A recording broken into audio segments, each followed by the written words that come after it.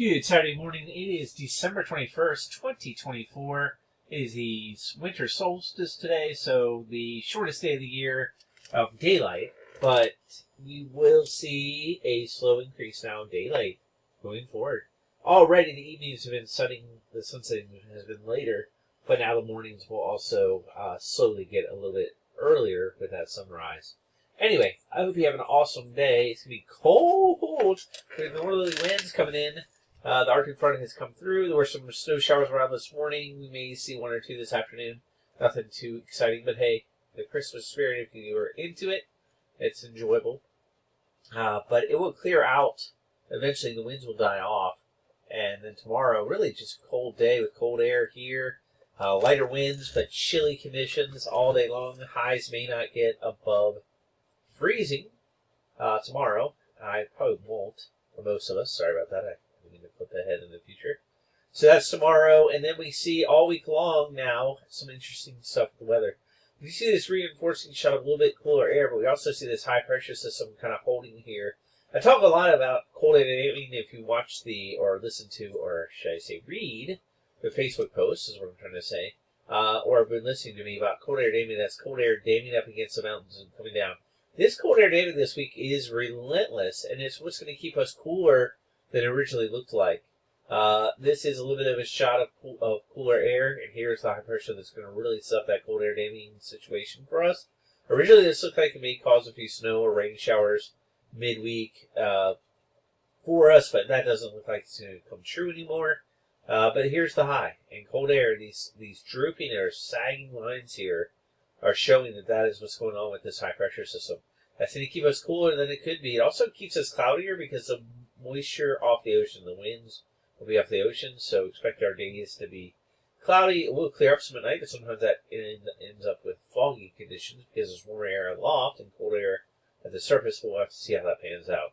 Late in the week, here we have a storm system kind of going into a week from now that may come in, but again, this cold air damming is relentless there. So there could be some showers maybe late in the week, into the weekend, not really sure. This low pressure system is really bringing in the warm air finally right about New Year. So a few days right before New Year's, we definitely look warm and maybe a little bit wet. So this is Sunday, a week from now. I mean, whether or not this exactly comes true is a good question. That blows through, and look, more cold air damming with these sagging lines. So even though it's going to be wet, it's not going to be super warm. I expect a lot of fog that time period.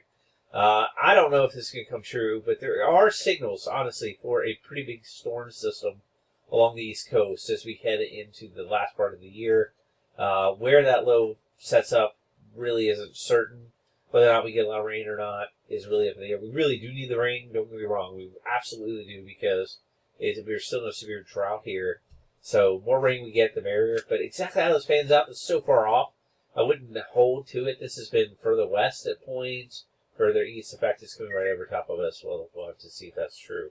It is going to bring in some cooler air.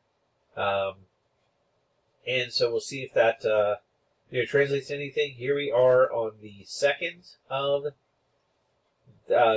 January, so I don't really know if this is going to come true again of exactly how this is going to set up. But what I can tell you is there are a lot of models supporting a return to much colder air. You're going to see it here. This is really chilly air, and it is cross-polar, meaning it's coming all the way across the North Pole into the United States, of much colder air coming into the United States as we head into the first part of January.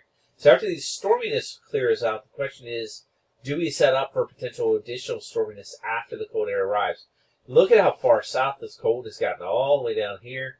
And this is where the Bear Clinic, or the place where if storms are going to ride, they're going to ride into this southern jet stream potentially here, and potentially cause us storminess. So as we head deeper into the first week or so of 2025, conditions seem favorable for maybe some type of mischief. We'll have to see.